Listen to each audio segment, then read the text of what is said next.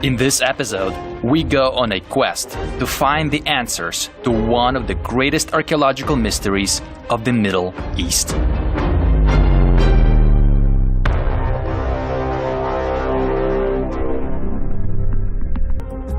The Hebrew name of this site, Gilgal Rephaim, literally means the Wheel of Giants.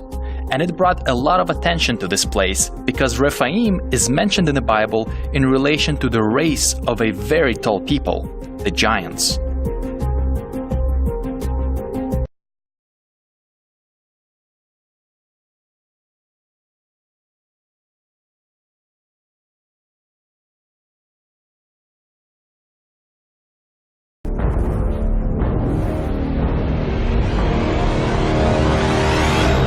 Today, we're visiting the Stonehenge of the Middle East. It is the largest monolithic structure in this region. 5 concentric circles built of 42,000 rocks, and an ancient chamber in the middle of it all. Whoa! How did they get this rock here? And a window with a mysterious cosmic purpose.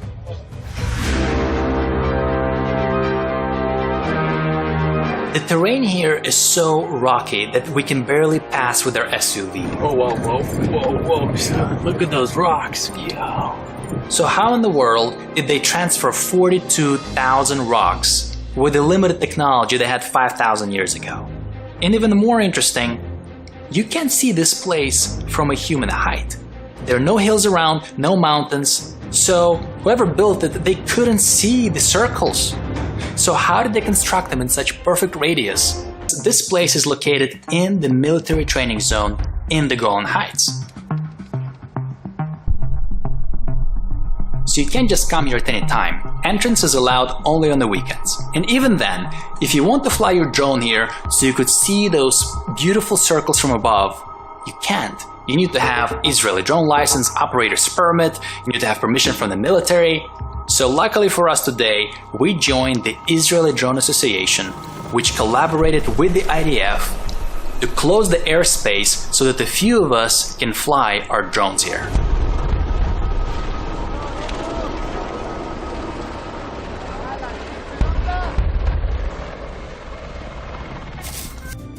This place is a subject to much dispute and opinion. There's only about one thing that scientists agree on. It was built around the year 3000 BC. This ancient structure is built of 5 concentric circles. The outer circle has a diameter of 156 meters, roughly 500 feet. That makes it the largest megalithic structure in the Middle East. It is estimated to have about 42,000 rocks, weighing up to 40,000 tons.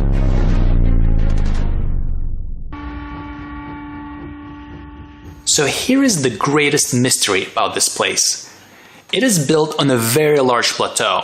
There are no hills or mountains anywhere close. So it's not like you can go up on some hill and look down and say, oh, look how pretty this thing looks. Whoever built it knew that the regular human cannot see the formation from the ground. It is hard to speculate, but there are 2 main theories explaining the purpose of the circles. One interesting theory suggests the circles were built for the purpose of idol worship, like the Tammuz and Ishtar, the gods of fertility, believing that the gods could see the circles from above. The other theory, that is very interesting, suggests that this structure was built with the help of a very tall people, who could see the circles much better than an average person. In the book of Deuteronomy chapter 3, the Bible tells us about Og, king of Bashan, being a very tall person.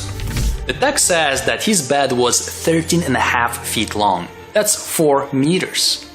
Now Bashan, the area, is actually today's Golan Heights, so he lived here. And then the text goes on saying that he was the last descendant of the Rephaim.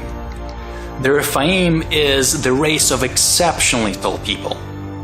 So if Og, king of Bashan, was to stand next to these circles, would he be able to see them all from his height? So we decided to conduct a test. We raised the drone to my height, 6 feet and 3 inches, roughly 1.9 meters. At this height, you can't see any circles, just a heap of stones.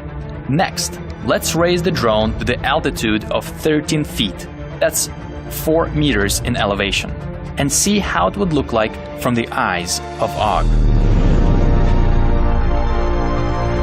This is really cool because we can actually start seeing the circles from this height. And imagine if we cut down the weeds, you'd be able to see them even in a better way.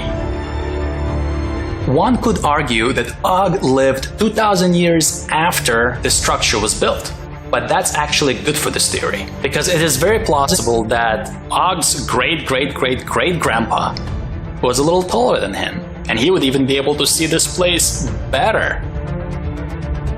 And there's also another biblical text in the book of Numbers that says that the Israelites seemed to themselves as grasshoppers in front of these giants.